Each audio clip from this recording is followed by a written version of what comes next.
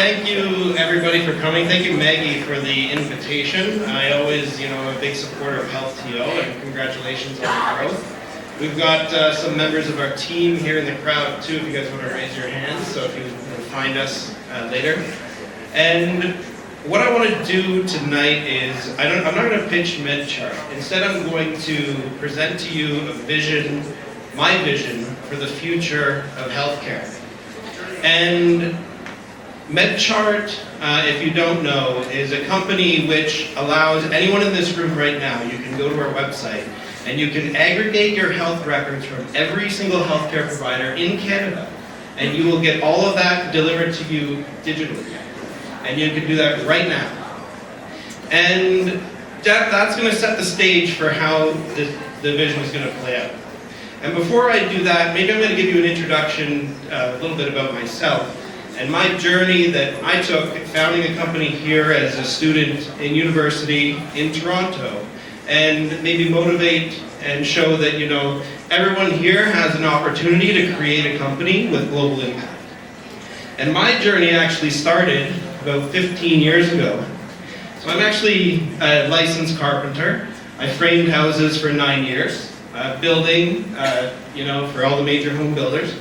It was great. Worked with my dad. We built a lot of houses. I bought a house. But in this whole time, I always really had an interest to explore quantum mechanics and quantum computing, which seems pretty strange looking at this picture of me 15 years ago. But I decided to pursue that with a passion, and went from carpentry to adult day school to eventually getting admitted to engineering science, majoring in physics, and really pursuing that and having great opportunities working in MRI. I spent some time at the Institute for Quantum Computing. Here I am working on an NMR quantum computer.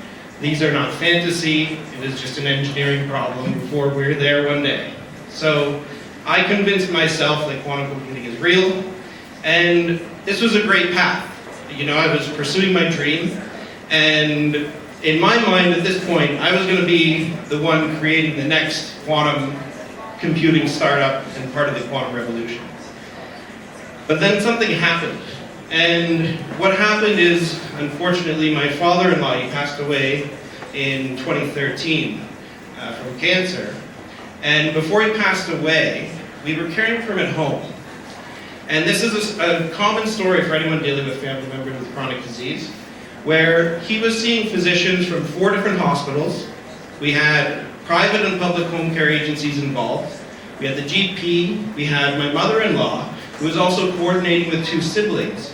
And really, this is a common occurrence. You have a family member who ends up taking on the role of primary caregiver, and they're the ones that are really filling the gaps in the healthcare system, where there are those gaps, especially in communication of data and information amongst healthcare providers.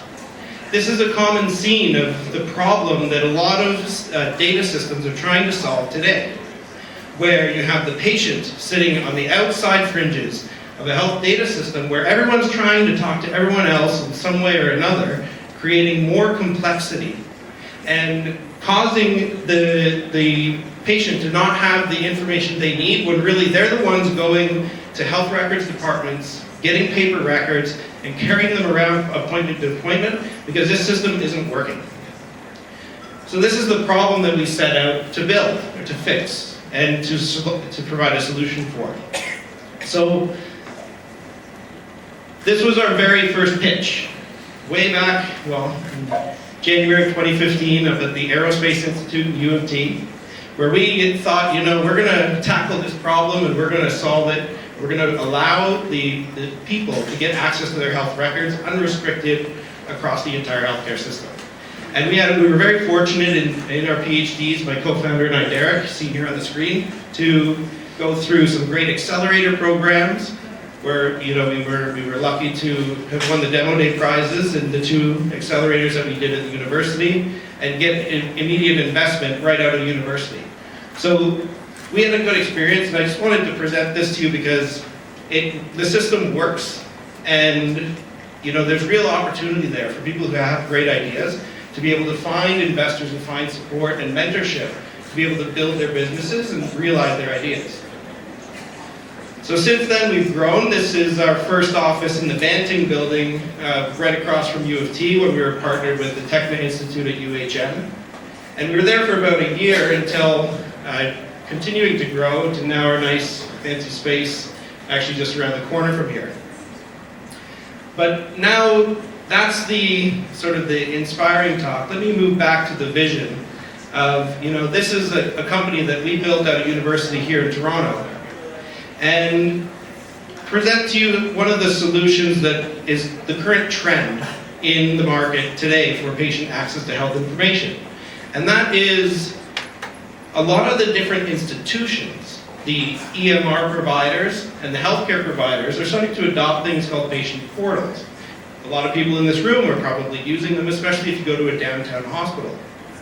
But the problem with these portals is that they're isolated and siloed strictly to the data of that institution.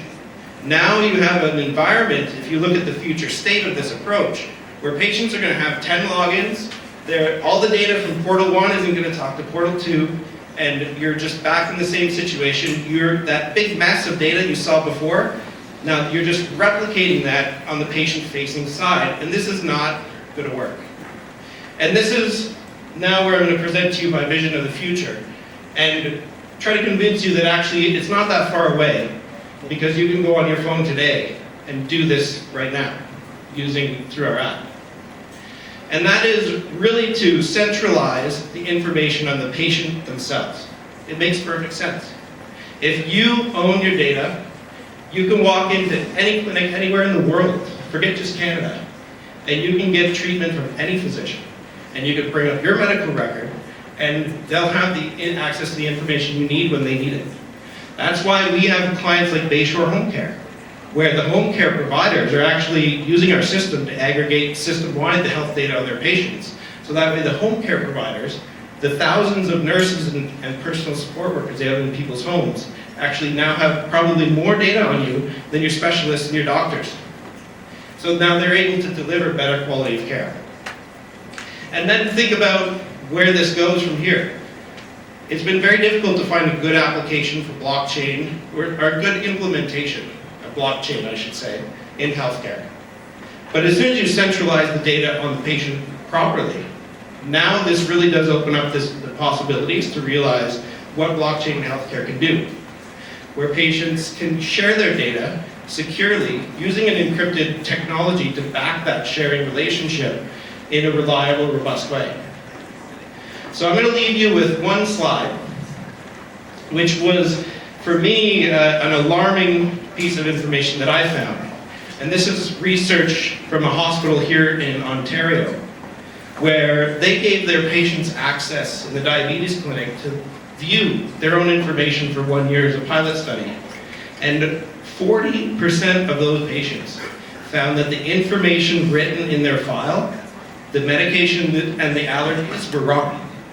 And without including patients in the loop, these doctors and physicians and care facilities, they're doing the best of their ability with the information that they have, but they're not being informed by the patient to simply know that actually almost 1 out of 2 times, the data that they're looking on, your file about your medications, may not even be correct in the first place.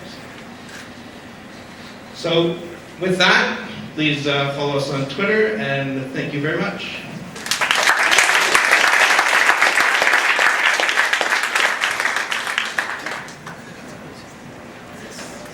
So where's the accountability for 1 out of 2 errors? Right. So right now, the response that you would have is that you would hear, oh well, you have the right to view your medical records. You should have taken a look at them.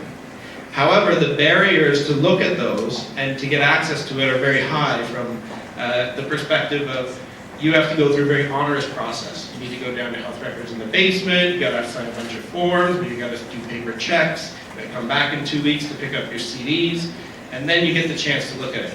So that's why we just took that entire process and made it digital. So that way, in just a couple of clicks, you get all your data and you can now file amendments on your health record through our portal, which actually get applied at the custodian, which is what they call the healthcare providers that are holding your data, so that you can correct it right away at the source. Be it the old paradigm or the new paradigm, I'm not aware that I'm responsible for monitoring the data. Right. Well, I would say that if there's anyone invested in your health, no one's going to be invested in your health more than you. So at least this gives you the opportunity to have a chance. What are your methods of aggregating the data from all the other medical sources and practitioners? So we've taken an approach which is in line with the trends of transformation in interoperability in healthcare. And that is, we built the entire system natively on HL7 FHIR. So FHIR is a new standard which allows for a standardized data format for all types of data items. So scripts, reports, consultation notes, that is agreed upon internationally. So that way now when you want to connect to these other data sources, everyone is going and they're taking a look at understanding that there's a common data structure to avoid a lot of the headaches and the problems that we have now. And that's one of the advantages of a system that is designed like this, is now instead of having to interoperate between all these facilities, you just need, each of these facilities only needs to interoperate with one thing, and that's the patient. And then the patient can just push out to any of the facilities. In order to get to your vision, you have to have no roadblocks in terms of getting the data together and collaboration, which is the ideal. A lot of companies want to compete in this space, so stealing pieces of data and trying to make it their own. How do you work around that and kind of instilling that more of a collaboration, which is really what's needed for the patient? Right, so we do that because it's, oh, sorry. So the question is that there's a lot of people trying to achieve a true patient-centered model. But you need to make sure that you essentially have everyone in the circle of care on board in order to make it effective, because you need to make sure that people are sharing data correctly and that when a patient presents their data at the point of care, that it's being used. And the model that we present is actually a digital version of what is happening today anyways.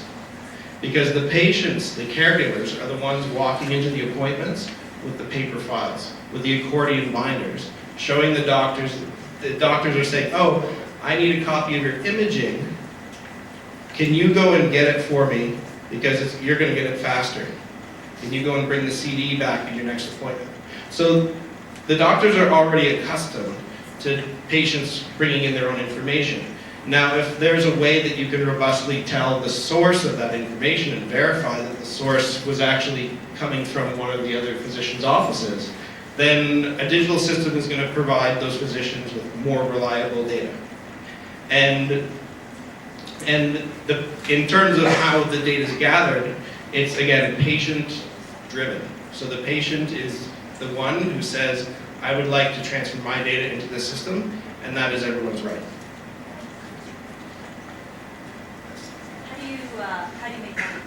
Is it, so right now I think it's the patient, but in the future would it be, you know, some of these parties paying for it? Right, so for example, right now, if anyone in the room went to our website and got it, we would be charging a fee because access to your information is a recognized healthcare service by the Canadian government with a government fee schedule as to what fair fees should be.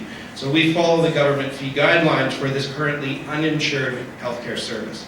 So there is an effort to get this to be an insured service for free, but in the meantime, what we're doing is we're partnering with these healthcare providers in order to get you free access.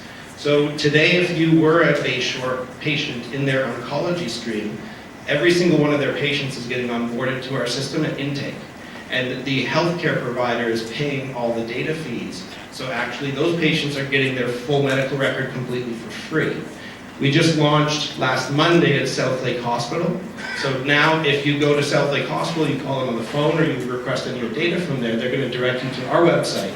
And what we've done is we've negotiated with them to charge no additional fees on top of what was previously being charged. So now it's exactly the same as it was before, but it's a completely digital solution. Thank you.